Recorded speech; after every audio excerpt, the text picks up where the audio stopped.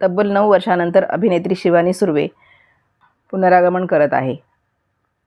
मराठी चित्रपटसृष्टीमधील अतिशय लोकप्रिय अभिनेत्री म्हणून शिवानी सुर्वे ओळखली जाते. तिने अभिनय आणि सौंदर्याने प्रेक्षकांची मनं जिंकली आहेत. देवयानी मालिकेमुळे महाराष्ट्राच्या घराघरात पोहोचलेली प्रेक्षकांची लाडकी अभिनेत्री शिवानी सुर्वे नव्या रूपात प्रेक्षकांच्या भेटीला येणार आहे. तिच्या नव्या मालिकेची घोषणा झालेली असून मालिकेविषयी उत्सुकता वाढलेली आहे.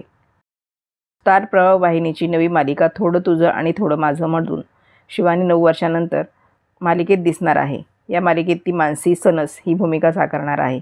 अतिशय हुशार, स्वाभिमानी, प्रामाणिक असलेली मानसी आपल्या वडिलांच्या शब्दाबाहेर जराही नाही.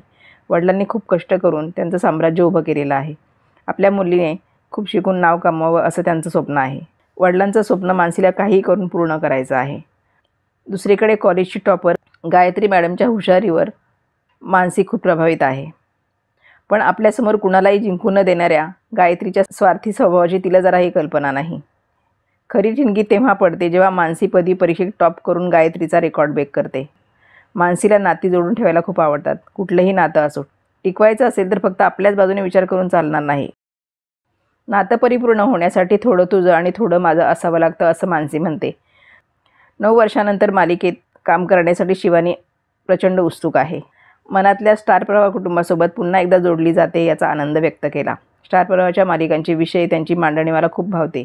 त्यामुळे थोडं तुझं आणि थोडं माझं मालिकेसाठी मी लगेच होकार दिला. मानसी हे पात्र मला फार आवडलं. देवयानी मालिकेला प्रेक्षकांनी भरभरून प्रेम दिलं होतं.